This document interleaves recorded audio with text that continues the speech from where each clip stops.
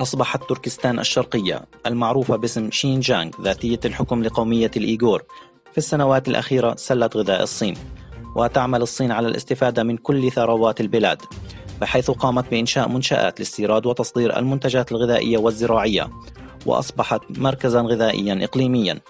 وبما أن منطقة شينجيانغ ذاتية الحكم لقومية الإيغور تركستان الشرقية غنية بالأراضي الزراعية ولديها آفاق واسعة للتنمية، فقد أصبحت قناة مهمة لطريق الحرير والتبادلات السياسية والاقتصادية والثقافية الغربية.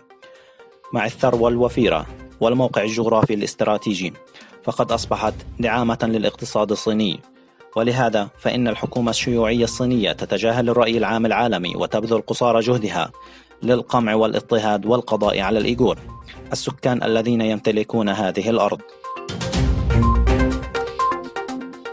قتل 25 شخصا في تفجير انتحاري في 16 من يونيو أثناء احتفالات بين رجال من الحكومة الأفغانية ومقاتلين من حركة طالبان باتفاق وقف إطلاق النار بين الطرفين في عيد الفطر، حيث تم تفجير سيارة محملة بالمتفجرات أثناء تجمع عدد من الأشخاص وممثلين من الحكومة ومقاتلين من حركة طالبان. وأكد متحدث باسم حكومة مقاطعة ننجرهار آية الله خوجياني أن الهجوم كان انتحاريا باستخدام سيارة مفخخة، وقد تسبب بمقتل 25 شخصا على الأقل وإصابة 54 آخرين، ومن بين القتلى أعضاء من طالبان وأفراد من الأمن الأفغاني.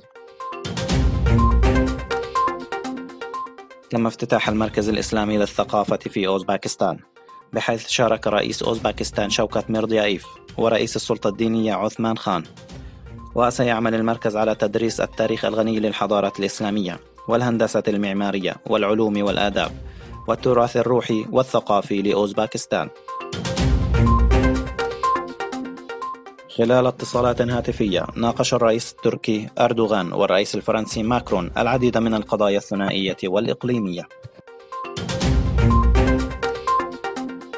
لقي 17 شخصا حتفهم، بينهم 8 قاصرين في 16 من يونيو داخل ملهى ليلي، بعدما اندلعت مشادة وألقى شخص قنبلة غاز مسيل للدموع، مما أدى إلى تدافع في المكان. وصرح وزير الداخلية ريفيرول أن عدد الأشخاص الذين كانوا متواجدين أثناء الحدث بلغ 500 شخص، وأسفر التدافع عن وقوع 17 قتيلا، وتم توقيف 7 أشخاص للاشتباه بهم في إلقاء هذه القنبلة.